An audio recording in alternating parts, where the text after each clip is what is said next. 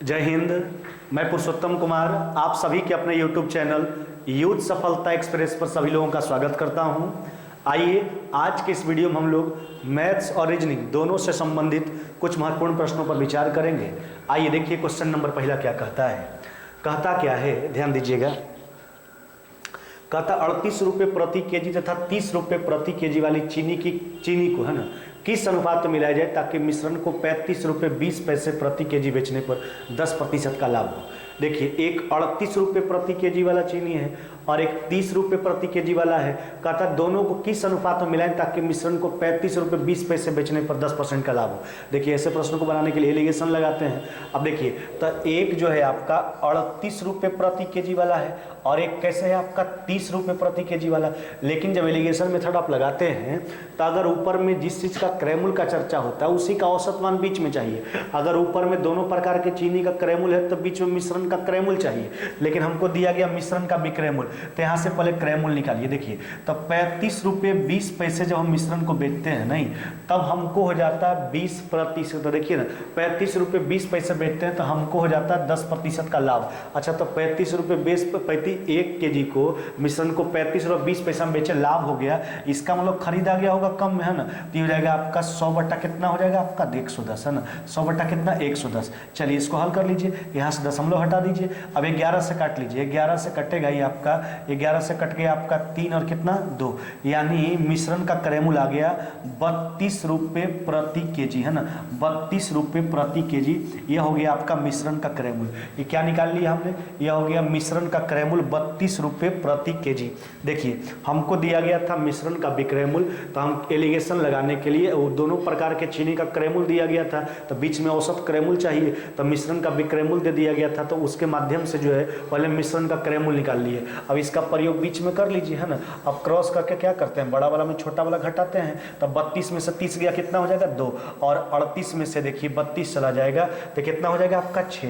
कहने का मतलब रेशियो कितना हो जाएगा आपका 1:3। 1:3 आपका उत्तर क्या हो जाएगा, ऑप्शन नंबर ए। हमसे यही बोला गया था कि दोनों प्रकार के चीनी को किस अनुपात में मिलाएं, यानी दोनों प्रकार के चीनी को 1:3 के अनुपात में मिलाना होगा। तो इस बात का ध्यान रखिएगा कि अगर एलिगेशन मेथड आप लगा रहे हैं रेशियो निकालने के लिए, तो अगर ऊपर में दोनों का क्रैमुल है तो बीच में औसत क्रैमुल चाहिए, लेकिन प्रश्न हमको विक्रैमुल दे दिया था, तो पहले विक्रैमुल के माध्यम से जो लाभ प्रतिशत दिया था उसके माध्यम से क्रैमुल पर चले गए। क्रैमुल आ गया मिश्रण का 32 रुपये प्रति केजी, उसका प्रयोग बीच में करके क्रॉस करके बड़ा वाला में छोटा वाला घटा के रेशियो निकाल ली। चलिए अगला क्वेश्चन देख लेते हैं। कहता है एक व्यक्ति जिसका कद 6 फुट है 26/3 फुट ऊंचे ब्रिज से फल। तो देखिए, कहने का मतलब है, देखिए समझिएगा बात को, यह एक ब्रिज है ना, और यह जो है एक व्यक्ति है। समझिए बात को, बिल्कुल आसान चीज है। देखिए, यह जो ब्रिज का ऊंचाई है वह है आपका 26/3, यह हो गया ब्रिज का ऊंचाई, है ना। अब देखिए क्या कहता है, कहता है व्यक्ति जिसका कद, देखिए व्यक्ति का लंबाई कितना है आपका 6 फुट। अब कहता है व्यक्ति जो है ब्रिज से फल तोड़ना चाहता है। यदि व्यक्ति ब्रिज के आधार से, है ना, देखिए व्यक्ति का जो दूरी है ब्रिज के आधार से वह 8 बटा कितना है √3, 8 बटा कितना है √3। तो कहता है उसे किस कोण पर पत्थर फेंकना चाहिए ताकि जिससे वो फल पर जाकर क्या करे, लगे। देखिए, कहने का मतलब ये है कि व्यक्ति जो है यहाँ से किस एंगल से जो है, यही हमसे पूछा गया, यहाँ से किस एंगल से, यही कोण का मान बताना है, यहाँ से किस एंगल से पत्थर फेंके, है ना। जो कहता है पत्थर जो है जाके फल पर क्या करे, चोट करे। अब देखिए, फल पर चोट करनी, इस कोण का मान बता देना है। अब देखिए ध्यान दीजिए, अगर ये 8 बटा √3 है तो ये भी कितना हो जाएगा आपका 8 बटा √3। सोचिए अगर 6 है तो ये भी कितना हो जाएगा आपका 6। अब देखिए इतना दूर का ऊंचाई निकाल लेते हैं, तो पूरा ऊंचाई है आपका 26/3, इसमें 6 घटा लीजिए, तो 6 घटाइएगा तो 6 3 18, यह कितना हो जाएगा आपका 8 बटा कितना हो जाएगा आपका 3। अब इस कोण का मान बताना है, तो इस त्रिभुज में आएंगे तो लंब मालूम है, आधार मालूम है, तो tan थीटा लगा लीजिए ना। देखिए तो लिखेंगे tan थीटा बराबर, देखिए तो ऊपर हो गया आपका 8/3, है ना, 3 को नीचे भेज दीजिए, और इसका आधार हो जाएगा आपका 8 बटा √3, है ना। ये हो गया 8, √3 को ऊपर भेज दीजिए आप। चलिए देखिए 8 से 8 कट जाएगा, √3 से काट लीजिए, यह हो गया आपका कितना 1 बाई कितना हो जाएगा √3। अब खुद आप सोच के देखिए ना, ये हो गया आपका 1 बटा कितना हो गया √3। अब हमसे थीटा के मान बताना है। अच्छा तो tan कितना डिग्री का मान 1/√3 होता है, तो tan 30 डिग्री का होता है, तो लिखेंगे इसलिए थीटा बराबर कितना हो जाएगा आपका 30 डिग्री। थीटा कितना हो जाएगा 30 डिग्री। हमसे यही पूछा गया था कि व्यक्ति जो है किस कोण पर, है ना, किस कोण पर पत्थर फेंके ताकि पत्थर फल को जाके लगे यानी चोट करे, तो यही कोण का मान बताना था। कोण कितना हो जाएगा 30 डिग्री, यानी 30 डिग्री के कोण पर व्यक्ति को पत्थर फेंकना होगा, तब जाके पत्थर जो है फल को चोट करेगा, है ना, यही एंगल का मान बताना था। चलिए आइए अगला क्वेश्चन देख लेते हैं। देखिए क्या कहता है अगला क्वेश्चन, कहता है अंकित मूल्य का, है ना, 3/4 भाग जो है कहता विक्रय मूल्य के 5/6 भाग के क्या है बराबर है।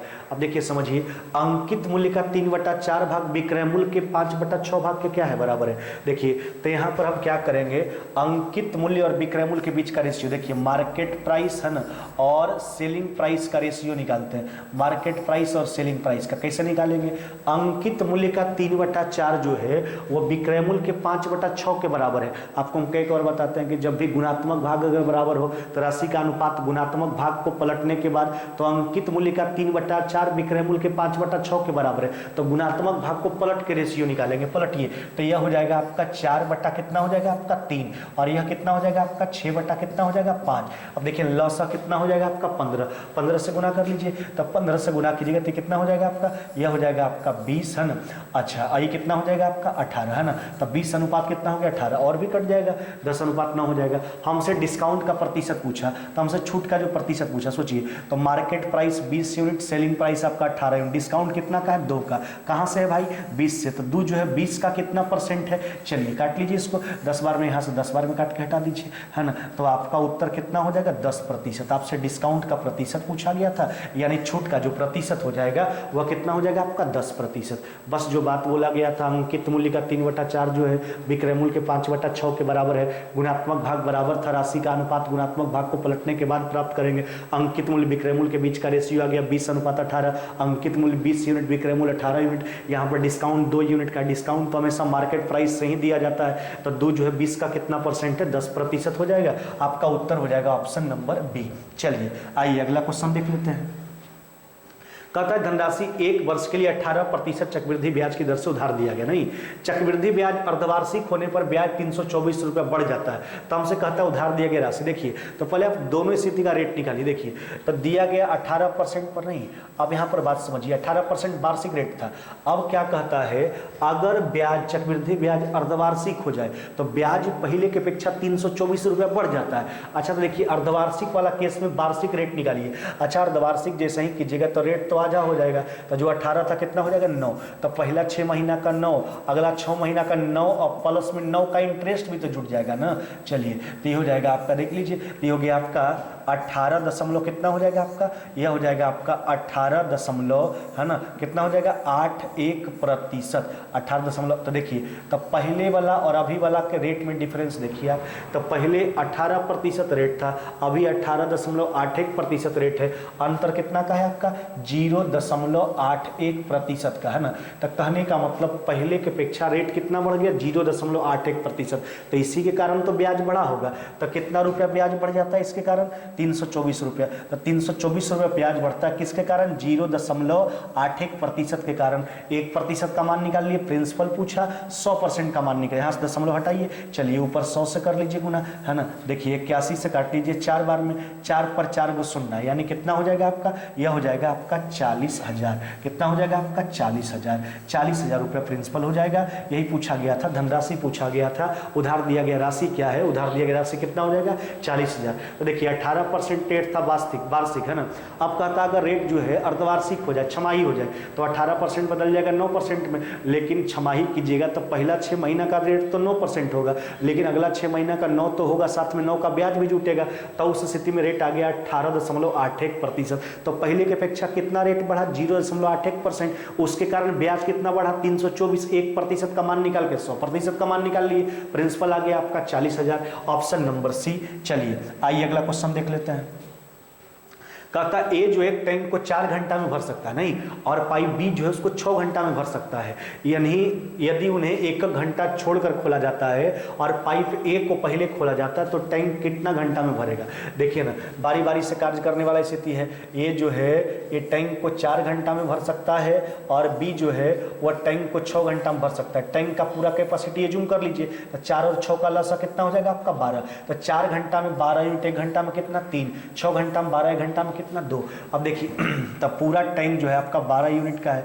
अब देखिए ना, तो कार्य का शुभारंभ कौन करता है इसको समझना होता है। तो सबसे पहले पाइप ए को खोला जाता है, तो 1 घंटा ए काम करेगा, 1 घंटा बी करेगा, है ना, ऐसे करेगा। तो 1 घंटा ए करेगा, 1 घंटा बी करेगा, तो 2 घंटा का काम कितना हो गया 5। चलिए 5 से भाग लगा दीजिए, 5 दूना कितना हो गया आपका 10। देखिए अभी भी टंकी भरा नहीं, 2 यूनिट आपका बचा हुआ है। देखिए 2 घंटा के काम से भाग दिए तो 2 से गुना करना पड़ेगा, तो 4 घंटा का समय लग चुका है, लेकिन अभी टंकी भरा नहीं है। देखिए पूरा समय पूछा तो 4 घंटा तो लग चुका है, अभी 2 यूनिट शेष बचा हुआ है। अच्छा सोचिए, तो ए बी, पहले 1 घंटा ए फिर बी, तो अगर ये आपका सीरीज कंप्लीट हुआ तो फिर तो काम का शुरुआत ए से होगा। तो जो बचा हुआ काम है यानी बचा हुआ टंकी का जो भाग है वो भरेगा। तो 1 घंटा काम से भाग लगा दीजिए 3 से, आपका उत्तर कितना हो जाएगा 4.2/3 घंटा। कितना हो जाएगा 4.2/3 घंटा। यही आपसे पूछा गया था, है ना, कि टंकी जो है भरने में कितना समय लगेगा, 4.2/3 घंटा का समय लगेगा। आपका उत्तर हो जाएगा ऑप्शन नंबर बी, है ना, ऑप्शन नंबर बी। चलिए आइए अगला क्वेश्चन देख लेते हैं। देखिए क्या कहता ए बी सी जो है कार्य को क्रमशः, देखिए बात समझिए, यह हो गया आपका ए, बी क्या हो गया आपका सी। ए जो है काम को 24, है ना, 24 दिन में, और बी जो है वह 30 दिन में, और सी जो है कितना दिन में करता है 40 दिन में। यहाँ से पूरे कार्य को एज्यूम कर लीजिए आप, है ना। अच्छा तो पूरा कार्य कितना मान लीजिएगा 24, 30, 40 का लॉस कितना हो जाएगा आपका 120। पूरा कार्य हम 120 यूनिट मान लिए। अच्छा तो 24 दिन में 120 यूनिट, एक दिन में कितना करेगा 5, 30 दिन में 120 एक दिन में कितना करेगा 4, 40 दिन में 120 एक दिन में कितना करेगा 3। अब देखिए बात समझिए, उन्होंने एक साथ कार्य करना आरंभ किया सब मिलकर, है ना, किंतु सी जो है कार्य पूरा होने से 4 दिन पहले छोड़ दिया। कार्य कितने दिनों में पूरा हो, देखिए बात समझिए। अच्छा 120 यूनिट आपका पूरा कार्य है, कहता है सब साथ में काम शुरू करता है, लेकिन अंत का कहता 4 दिन अंत में जो है, देखिए क्या कहता है, किंतु सी जो है कार्य पूरा होने के 4 दिन पहले कार्य छोड़ दिया। इसका मतलब समझिए, सी जो है 4 दिन पहले काम, सब शुरू में साथ में काम शुरू किया है, लेकिन अंत में सी जो है 4 दिन पहले काम छोड़ देता है। इसका मतलब अंत का 4 दिन केवल ए और बी के द्वारा किया जाता है। अच्छा तो ए और बी के एक दिन का काम कितना हो जाएगा 9, तो 4 दिन काम करवा लीजिए, है ना। अच्छा तो ये अंत का 4 दिन किया, तो शुरू में तो जो काम हुआ वो सब मिल के किया है, तो सबके एक दिन का कार्य देखिए 5 और 9 दिन कितना 12। तो शुरू में लोग कितना दिन काम किया ये हम निकाल रहे हैं। 12 से 10 बार में काट लीजिए, 36 3 बार में कट गया, 10 में से 3 गया, कितना हो गया आपका 7। तो शुरू में जो है सब मिलके 7 दिन काम किया था और 4 दिन किया लास्ट में ए और बी। तो 7 प्लस में 4 आपका जो उत्तर हो जाएगा कितना हो जाएगा 11 दिन आपका उत्तर हो जाएगा, 11 दिन, है ना, 11 दिन उत्तर हो जाएगा। ऑप्शन नंबर क्या हो जाएगा ए, है ना। हमसे पूछा गया कार्य कितने दिनों में पूरा हुआ, यानी कार्य का पूरा समय पूछा गया, इसलिए उत्तर 11। अगर कहता है ना शुरू में सब मिलकर कितना दिन काम किया, तो सब मिलकर 7 दिन काम किया, है ना। चलिए आपका उत्तर हो जाएगा ऑप्शन नंबर ए, है ना, ऑप्शन नंबर ए। चलिए आइए अगला क्वेश्चन देख लेते हैं। कहता है कि लड़का जो है अपने घर से अपने साइकिल से जो है प्रातः 10 बजे, देखिए 10 बजे जो है 12 किलोमीटर प्रति घंटा की गति से चलता है लड़का। समझिए बात को, 10 बजे 12 किलोमीटर प्रति घंटा की गति से चलता है। अब उसका बड़ा भाई जो है अपने स्कूटर से 1 घंटा 15 मिनट बाद, कहने का मतलब उस लड़का जितना समय चला उसके 1 घंटा 15 मिनट बाद, है ना, कहता उसी रास्ते से चलकर अपराह्न 1:30 बजे उस लड़के को पकड़ लेता है। तदनुसार स्कूटर की गति कितनी है, देखिए उसका बड़ा भाई जो है अपने स्कूटर से उसका पीछा करता है तो पकड़ लेता है उसको। अच्छा एक बात सोचिए, तो उसको पकड़ लेता है, इसका मतलब है कि लड़का जो दूरी तय किया उसका बड़ा भाई जो है वही दूरी तय किया, क्योंकि पकड़ने का मतलब दोनों का दूरी बराबर है। अच्छा देखिए बात समझिए, तो लड़का जो है कितना दूर भागा, कितना चला, ये पहले सोचिए आप। तो लड़का जो है 10 बजे चलना शुरू किया था और 1:30 बजे पकड़ा गया, तो 3.5 घंटा चल लिया लड़का। अब 12 का स्पीड से चलता है, तो 12 का स्पीड से, है ना, 3.5 को क्या लिखिएगा आप 7 बटा कितना 2, कितना लिखेंगे 7 बटा कितना 2। तो यह दूरी लड़का तय किया, है ना। अब देखिए उसका बड़ा भाई जो है स्कूटर से 1 घंटा 15 मिनट बाद उसका पीछा किया। तो देखिए तो वो चला था 3 घंटा 30 मिनट और उसका बड़ा भाई पीछा 1 घंटा 15 मिनट बाद शुरू किया, तो उससे 3.5 घंटा में 1 घंटा 15 मिनट घटा लीजिए। तो 3 घंटा 30 मिनट में 1 घंटा 15 मिनट आप घटाओगे तो 2 घंटा 15 मिनट, कहने के बाद 2.25 घंटा, यानी 2.1/4 घंटा का समय लगता है उसको स्कूटर से भाई को पकड़ने में। तो 2.1/4 को क्या लिखिएगा, 9/4 घंटा। तो कहने का मतलब वो लड़का जो है 3.5 घंटा में जो दूरी तय करता है वही दूरी को उसका भाई स्कूटर से 9/4 घंटा में करता है। तो 9/4 से भाग लगा दीजिए, है ना। तो वह स्कूटर का चाल निकल के आ जाएगा। चलिए अब इसको काट लीजिए, कट गया आपका 2 बार में, है ना। देखिए इसको काटिए, 3 से कट जाएगा 4 बार में, 3 बार में, है ना। 28 गुना कितना हो गया आपका 56 बटा कितना हो जाएगा 3, 56/3 किलोमीटर प्रति घंटा। यही आपसे पूछा गया था, है ना, कि उसके बड़े भाई का स्कूटर का गति क्या है। स्कूटर का गति हो जाएगा 56/3 किलोमीटर प्रति घंटा, यानी 18.2/3 किलोमीटर प्रति घंटा। चलिए आइए अगला क्वेश्चन देख लेते हैं। देखिए क्या कहता है, कहता है घन का प्रत्येक पार्श्व को दुगना, यानी कहने का मतलब है कि घन का अगर प्रत्येक किनारा को दुगना कर दें तो उसके सतह क्षेत्रफल में होने वाले प्रतिशत वृद्धि का मान बताना। देखिए घन का किनारा को 1 मान लेते हैं, अब दुगना कीजिएगा कितना हो जाएगा आपका 2। अच्छा सोचिए ना, जहां तक पार्श्व सतह के क्षेत्रफल का सवाल है तो घन का पार्श्व सतह का क्षेत्रफल क्या होता है 6l², है ना। तो इसका 6 तो कांस्टेंट होगा दोनों में, l² कर लीजिए केवल, टी हो जाएगा। देखिए पहले वाला क्षेत्रफल हो गया 1, अभी वाला कितना हो गया आपका 4। बढ़ोतरी का प्रतिशत पूछा, बढ़ा कितना 3, कहां से 1 से। तो 3 जो है 1 का कितना परसेंट है, कितना हो जाएगा आपका 300%। कहने का मतलब है कि अगर उसके किनारा को दुगना कर देंगे तो उसके सतह क्षेत्रफल में होने वाला प्रतिशत का जो मान हो जाएगा वह हो जाएगा आपका 300% का सतह क्षेत्रफल में वृद्धि हो जाएगा, है ना, 300%। चलिए आइए अगला क्वेश्चन देख लेते हैं। कहता है एक समबाहु त्रिभुज का प्रत्येक अंतःकोण उसके बाह्य अंतःकोण, एक समबाहुभुज का प्रत्येक आंतरिक कोण और बाह्य कोणों के बीच का रेशियो कितना है 3:1, है ना। बहुभुज की कितनी भुजाएं हैं। अब देखिए जहां तक एक समबाहुभुज का सवाल है तो आप जानते हैं कि उसके एक अंत और एक बाह्य कोणों का योग कितना होता है 180। तो 180 एक अंत और एक बाह्य कोणों का योग। देखिए तो अंत और बाह्य का रेशियो 3:1, तो 4 यूनिट का मान, एक बाह्य कोण का मान 1 के यूनिट तो है, तो काट लीजिए कितना हो जाएगा आपका 45 डिग्री। तो ये किसी भी किसी समबाहुभुज का एक बाह्य जो है, जिस समबाहुभुज का चर्चा किया गया उसका एक बाह्य कोण का मान आ गया। अब देखिए हम जानते हैं किसी भी समबाहुभुज के, किसी बहुभुज के सभी बाह्य कोणों का योग कितना होता है 360। अब उसमें एक बाह्य कोण से भाग लगा दीजिए, है ना, काट के हटा दीजिए, इसको 8 बार में कट जाएगा। तो 8 गो कोण तो 8 गो भुजा नहीं, और समबाहुभुज का बात किया गया था। देखिए फिर से ध्यान दीजिएगा, हम जानते हैं किसी भी बहुभुज के एक अंत और एक बाह्य कोणों का योग कितना होता है 180, है ना। यहाँ पर जो बात हमसे किया गया था वह किया ही गया था कि उसके एक अंत और एक बाह्य कोणों के बीच का रेशियो 3:1। तो 4 यूनिट का मान 180, 1 यूनिट निकाल लिए 45, तो एक बाह्य कोण का मान आ गया। और समबाहुभुज है तो प्रत्येक कोण आपस में बराबर होगा, सभी बाह्य कोणों का योग 360, एक बाह्य कोण से भाग लगाए 8 गो कोण तो 8 गो भुजा। आपका उत्तर हो जाएगा 8। ऑप्शन नंबर क्या हो जाएगा सी। चलिए आइए अगला क्वेश्चन देख लेते हैं। कहता है पुस्तक की सूची में दी गई कीमत 100 रुपया। देखिए कहने का मतलब है कि पुस्तक का मार्केट प्राइस जो है उस पर लेवल जो लगा हुआ है 100 रुपया का लगा हुआ है। एक विक्रेता ऐसी 3 पुस्तक किसी विशेष दर पर छूट देने के बाद 274 रुपया पर, देखिए अच्छा सोचिए 3 पुस्तक खरीदता है तो सोचिए 100 रुपया के हिसाब से उस पर सूचित किया, सूची मूल्य उसका है ना। तो 100 रुपया के हिसाब से अंकित किया गया उसका कीमत। तो 3 पुस्तक का सूचीगत कीमत कितना हो जाएगा, नहीं मार्केट प्राइस कितना हो जाएगा 300, लेकिन उसको छूट के साथ मिला 274 रुपया 50 पैसा। तो 300 रुपया का पुस्तक उसको मिल रहा है 274 रुपया 50 पैसा में, यानी 25.5 रुपया का इसको डिस्काउंट मिल गया। नहीं तो 25.5 रुपया का इसको डिस्काउंट मिला, कितना में मिला 300 में, है ना। तो चलिए तो 25.5 जो है वो 300 का कितना परसेंट है, चलिए काट के हटा लीजिए, 3 से काट लीजिए, 3 से कट जाएगा आपका 8 बार में, है ना, और 0.5 बार में, यानी कहने का मतलब कितना हो जाएगा आपका 8.5%। यही हमसे पूछा गया था, है ना, कि डिस्काउंट का प्रतिशत बताइए। डिस्काउंट का प्रतिशत हो जाएगा आपका 8.5%। चलिए आइए अगला क्वेश्चन देख लेते हैं। कहता है वस्तु का अंकित मूल्य जो है उसके लागत मूल्य से 40% ज्यादा। देखिए उसका लागत मूल्य हम मान लेते हैं कितना 100, इसका अंकित मूल्य लागत मूल्य से 40% ज्यादा, यानी अंकित मूल्य कितना हो गया 140। अब क्या कहता है, और 12% लाभ प्राप्त करने के लिए उस पर, देखिए कहने का मतलब ये है दुकानदार 40% कीमत बढ़ा के तो रखा, लेकिन बेचता है इसको 12% लाभ पर। तो 12% लाभ पर कितना बेचेगा 112 में। तो कहता है 12% लाभ पर बेचता है तो कितना का डिस्काउंट देता है, सोचिए। तो डिस्काउंट तो मार्केट प्राइस से दिया जाता है ना। देखिए कीमत तो अंकित किया था 140, लेकिन बेचा 112 में, है ना।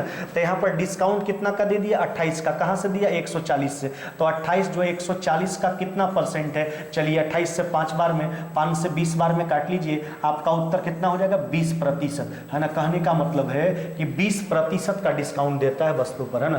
कीमत भले 140 अंकित किया 40% बढ़ा के, लेकिन बेचता है 12% के लाभ पे। यहाँ डिस्काउंट 28 का है, डिस्काउंट तो मार्केट प्राइस से दिया जाता है। 28 140 का कितना परसेंट है, 20% आपका उत्तर हो जाएगा, ऑप्शन नंबर ए। चलिए आइए अगला क्वेश्चन देख लेते हैं। कहता क्या है, एक त्रिभुज के दो कोण के माप जो हैं का अनुपात 4:5 है, और इन दोनों कोणों के मापों का योग तीसरे कोण के माप के बराबर है। अच्छा एक बात सोचिए, दो कोणों का योग तीसरे कोणों के माप के बराबर है, इसका मतलब बात राइट एंगल ट्रायंगल का हो रहा है। तीसरा कोण आधा हो जाएगा, बाद बाकी अन्य दो कोण आधा में हो जाएगा। तो दो कोणों का योग तीसरे कोण के माप के बराबर होगा, इसका मतलब दो कोण का योग 90 और तीसरा कोण अकेले 90, तभी संभव है। तो इसका मतलब है यह राइट एंगल ट्रायंगल है। और अगर एक कोण जो बड़ा वाला है वो 90 डिग्री है, तो दोनों छोटा वाला का योग आपका 90 हो जाएगा। अब उसका रेशियो 4/5 है, 9 यूनिट है। आपसे कहता है लघुत्तम कोण, यानी यही 4 यूनिट का मान बता देना। देखिए 9 से 10 बार में काट लीजिए, आपका उत्तर कितना हो जाएगा, 40 डिग्री। कितना हो जाएगा आपका, 40 डिग्री। ऑप्शन नंबर क्या हो जाएगा आपका, डी। ऑप्शन नंबर क्या हो जाएगा आपका, डी, है ना। चलिए आइए अगला क्वेश्चन देख लेते हैं।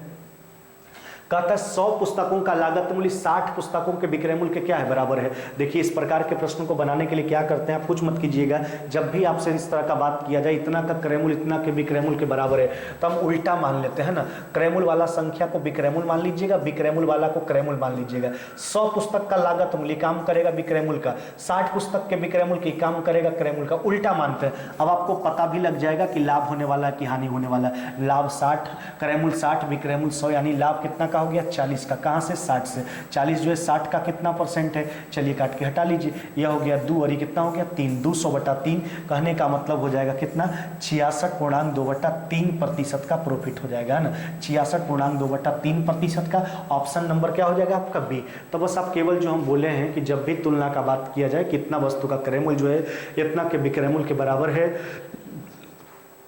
तो ऐसे स्थिति में करना क्या, क्रय मूल्य वाला संख्या को विक्रय मूल्य मान लीजिए आप, और विक्रय मूल्य वाला को क्रय मूल्य मान लीजिए। आपको पता लग जाएगा लाभ होने वाला कि हानि होने वाला है, उसका प्रतिशत मान निकाल लीजिए। चलिए आइए अगला क्वेश्चन देख लेते हैं। कहता है साधारण ब्याज पर उधार दी गई एक राशि जो है 2 वर्षों के बाद 720 रुपया, और फिर 5 वर्षों के बाद, यानी 2 वर्ष का बात हो गया, फिर 5 वर्ष, यानी 2 वर्ष और फिर 5 वर्ष, यानी 7 वर्ष के बाद देखिए मिश्रधन हो जाता है 720 रुपया। हो जाने का मतलब बात मिश्रधन का सिंपल समझिए, 2 साल का मिश्रधन आपको दिया 720, 7 साल का मिश्रधन आपको दिया 1020। आपसे मूलधन पूछा, देखिए ना। तब मूलधन निकालने के लिए क्या करेंगे, या तो 2 साल के, समझिएगा बात को, या तो 2 साल के, है ना। देखिए ध्यान दीजिएगा, मूलधन निकालने के लिए या तो 2 साल के मिश्रधन में 2 साल का ब्याज घटा लीजिए तो भी मूलधन आ जाएगा, या तो 7 साल के मिश्रधन में 7 साल का ब्याज घटा लीजिए तो भी मूलधन आ जाएगा। देखिए फिर से एक बार, 2 वर्षों का मिश्रधन 720 रुपया, और फिर 5 वर्षों के बाद यानी 7 वर्षों का मिश्रधन 1020।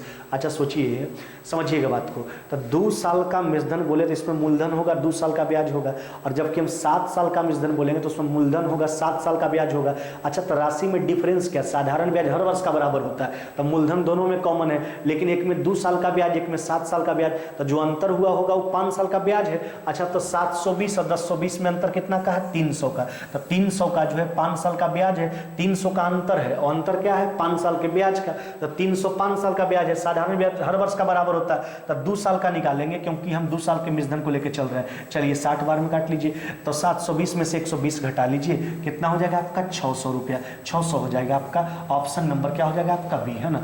अब देखिए या तो आप घटा सकते थे 7 साल वाला भी, 1020 में से यहाँ पर 7 से गुना करते, 7 साल वाला में घटाते तो भी उत्तर वही आता, 1020 माइनस में हो जाएगा आपका 420 तो भी उत्तर 600 हो जाता है ना। चलिए आइए अगला क्वेश्चन देख लेते हैं। कहता 2 वृत्त बाह्य रूप से, देखिए एक दूसरे को, देखिए यहाँ पर बात समझिएगा, यहाँ पर 2 वृत्त का बात किया गया। अब कहता बाह्य रूप से जो एक दूसरे को क्या करता, स्पर्श करता है। अब कहता है दोनों उनके क्षेत्रफलों का योग जो है, देखिए बात समझिए, उसके क्षेत्रफलों का योग जो है वह 130 पाई है ना, उसके क्षेत्रफल का जो 130 पाई वर्ग सेंटीमीटर, और उसके केंद्रों के बीच का दूरी कितना है 14, और उनमें से अपेक्षाकृत छोटे वृत्त का त्रिज्या, देखिए कहने का मतलब है यह जो है ये आपका दोनों के केंद्र के स्पर्श कर रहा है, दोनों के केंद्र के बीच का दूरी कितना है 14, छोटका का त्रिज्या पूछा। ऐसा करते हैं ना, छोटा वाला का त्रिज्या को मान लेते हैं r। अच्छा सोचिए तो बड़ा वाला का त्रिज्या क्या हो जाएगा आपका, अच्छा सोचिए तो दोनों के बीच का डिफरेंस तो 14 है, तो अगर ये आपका r हो जाएगा तो यह कितना हो जाएगा आपका 14 माइनस में कितना हो जाएगा r। तो ये दोनों का त्रिज्या पर हमने विचार कर लिया, छोटा वाला का त्रिज्या हमसे पूछा था उसको r माने तो बड़ा वाला का 14 माइनस में r। अब कहता दोनों के क्षेत्रफलों का योग। अच्छा सोचिए वृत्त का क्षेत्रफल क्या होता है पाई आर स्क्वायर, तो पाई तो आपका कॉमन है, पाई कॉमन कर लीजिए, तब पाई आर स्क्वायर। अब देखिए एक हो जाएगा आपका 14 माइनस में r का होल स्क्वायर है ना, और एक हो जाएगा आपका r स्क्वायर केवल, और अकॉर्डिंग टू क्वेश्चन जो दे रखा है यह कितना दे रखा है आपका 130 पाई। एक बार हम अपने हिसाब से निकाल लिए दोनों के क्षेत्रफलों का जो पाई आर स्क्वायर है ना, तो पाई तो दोनों में कॉमन होगा, तो पाई कॉमन कर लिए, एक बार कैपिटल आर स्क्वायर फिर एक बार स्मॉल आर स्क्वायर। अब देखिए पाई से पाई काट लीजिए। अब यहाँ पर हम ऑप्शन देखेंगे कौन सा ऑप्शन इस इक्वेशन को सेटिस्फाइड करता है। देखिए तो अगर 2 रखिएगा तो नहीं हो पाएगा, 3 रखिएगा तो ये हो जाएगा 11 121, आई हो जाएगा 3 का स्क्वायर 9, 121 और 9 130, आपका उत्तर हो जाएगा 3 सेंटीमीटर। कितना हो जाएगा आपका उत्तर 3 सेंटीमीटर है ना। यही पूछा गया था कि छोटा वाला वृत्त का त्रिज्या बताइए 3 सेंटीमीटर। ऑप्शन नंबर क्या हो जाएगा आपका बी, ऑप्शन नंबर हो जाएगा आपका बी। चलिए आइए अगला क्वेश्चन पर विचार कर लेते हैं। अब देखिए आपका रीजनिंग का कुछ प्रश्न आपके साथ होगा है ना। देखिए क्या कहता है, यदि संबंधित चित्र में त्रिभुज जो है वह स्वस्थ को है ना, वृत्त जो है वह पुरुष को, और चतुर्भुज जो है वृत्त को दर्शाता है, उन पुरुषों की संख्या कितनी होगी जो कि स्वस्थ है लेकिन वृद्ध नहीं। देखिए आपको ढूंढना क्या है, पुरुष होना चाहिए है ना, पुरुष की संख्या जो कि स्वस्थ है लेकिन वृद्ध नहीं, पुरुष हो स्वस्थ हो लेकिन वृद्ध में नहीं होना चाहिए। तब पुरुष जो है आपका वृत्त हो गया और स्वस्थ जो है आपका त्रिभुज, तब वृत्त और त्रिभुज में हो लेकिन चतुर्भुज में नहीं हो, तो ऐसा कौन है आपका देख लीजिए आप। तब वृत्त हो, वृत्त में होना चाहिए है ना, आपका जो है वह वृत्त में होना चाहिए और त्रिभुज में होना चाहिए लेकिन वर्ग में नहीं होना चाहिए, तो यही है आपका 2, तो 2 हो जाएगा आपका उत्तर। कितना हो जाएगा ऑप्शन नंबर ए, क्या हो जाएगा आपका ऑप्शन नंबर ए। यही आपसे पूछा गया था कि वैसे पुरुष का संख्या कितना जो कि स्वस्थ है लेकिन वृद्ध नहीं, तो आपका हो जाएगा 2, यानी कहने का मतलब त्रिभुज में हो, वृत्त में हो लेकिन वर्ग में नहीं होना चाहिए। चलिए आगे बढ़ जाइए, अगला क्वेश्चन देख लीजिए। कहता है फोटोग्राफ की ओर संकेत करते हुए एक व्यक्ति जो है अपने मित्र से कहता है वह मेरे पिता की पत्नी, मेरे पिता की पत्नी कहने का मतलब मेरे पिता की पत्नी है ना कि एकमात्र बेटे की बेटी है ना। फोटोग्राफ में वो लड़की जो है उस व्यक्ति से किस प्रकार संबंधित। अब एक बात ध्यान दी, फिर से देखिए, कहता है फोटोग्राफ की संकेत करते एक व्यक्ति जो है अपने मित्र से कहता है, क्या कहता है, वह जो है मेरे पिता की पत्नी। अच्छा सोचिए मेरे पिता की पत्नी यानी मेरी माँ का बेटा, यानी खुद अपने बारे में बोला है तो की बेटी, यानी कहने का मतलब है ना वह व्यक्ति अपने बारे में बोल रहा है और वह फोटोग्राफ से कहता है, अपने बारे में बोल के कहता है उसकी बेटी है, यानी फिर देखिए वह मेरे पिता की पत्नी, यानी वह खुद अपनी माँ के बारे में बोला है का बेटा, यानी अपने बारे में बोला की बेटी, तो उस व्यक्ति की बेटी है फोटोग्राफ वाली लड़की। तो कहता है फोटोग्राफ में वो लड़की जो है उस व्यक्ति से किस प्रकार संबंधित है, तो पुत्री के रूप में संबंधित हो जाएगा। आपका उत्तर हो जाएगा ऑप्शन नंबर ए है ना। चलिए आइए अगला क्वेश्चन देख लेते हैं। कहता क्या है, एक घड़ी दोपहर 1:30 बजे का समय दर्शाता है। देखिए इस प्रश्न में क्या करते हैं, पहले समय को दर्शा लेते हैं। अब 1:30 बजा लीजिए पहले, आप देखिए 1:30 बजाइए। अब 1:30 बजे का स्थिति आप देखिए जानते हैं, तो ये आपका मिनट वाला हो जाएगा। अब देखिए 1:30 बजा है तो घंटा वाला 1 बजे थोड़ा सा आगे, यहीं पर घंटा वाला सुई का स्थिति होगा। अच्छा अब देखिए क्या कहता है, अब दोनों में से एक सुई का जो है दिशा दिया जाता है। अब कहता है अगर मिनट की सुई दक्षिण की ओर है, अच्छा आप दिशा जानते हो, ऊपर क्या होता है आपका, ऊपर हो गया आपका उत्तर, नहीं दाहिना तरफ हो गया आपका पूरब, नीचे हो गया आपका दक्षिण, इधर हो गया आपका पश्चिम है ना। यही ना आपका दिशा होता है एन है ना, यही दिशा होता है NE है ना SW है ना, यही आपका दिशा होता है। चलिए अब देखिए आप, तो यहाँ पर हमसे कहता क्या है, कहता है अगर मिनट की सुई दक्षिण में तो बिल्कुल नीचे है ये है, तो यही आपका वास्तविक दिशा भी है। अगर नहीं रहता है तो पहले सुई का दिशा रख लिया जाता है, उसके बाद वहीं से मूव कर जाते हैं। अब देखिए इसको रख लीजिए आप NE, बिल्कुल वही सही दिशा में ही है, यही हो जाएगा आपका W। अब हमसे कहता क्या है, घंटे की सुई किस दिशा में है, तो घंटा वाला सुई दोनों के बीच में है, तो उत्तर पूर्व आपका उत्तर हो जाएगा उत्तर पूर्व। ऑप्शन नंबर क्या हो जाएगा आपका डी है ना, क्या हो जाएगा आपका ऑप्शन नंबर डी। चलिए आइए अगला क्वेश्चन देख लेते हैं। कहता है 9 दिन पहले जो है मोहिनी जो है वह सिनेमा देखने गई और वह केवल बृहस्पतिवार को ही सिनेमा देखने के लिए जाती है। तो आज सप्ताह का कौन सा दिन है? अरे सोचिए, 9 दिन पहले सिनेमा देखने के लिए गई है, आज का दिन पूछा तो 9 दिन यानी बृहस्पतिवार को गई है, तो कन्फर्म है कि बृहस्पतिवार को ही जाती है। तो 9 दिन पहले गई, जो दिन बृहस्पतिवार था, आज का पूछा तब बृहस्पतिवार में 9 दिन जोड़ेंगे तो देखिए 7 दिन जोड़िएगा तो वापस बृहस्पतिवार ही आने वाला है, तो 2 दिन और बढ़ा लीजिए, तो बृहस्पतिवार शुक्रवार शनिवार हो जाएगा। शनिवार उत्तर हो जाएगा आपका, ऑप्शन नंबर क्या हो जाएगा आपका ए, है ना, ऑप्शन नंबर क्या हो जाएगा आपका ए। चलिए आज के वीडियो में बस इतना ही, मिलते हैं आगे नेक्स्ट वीडियो में।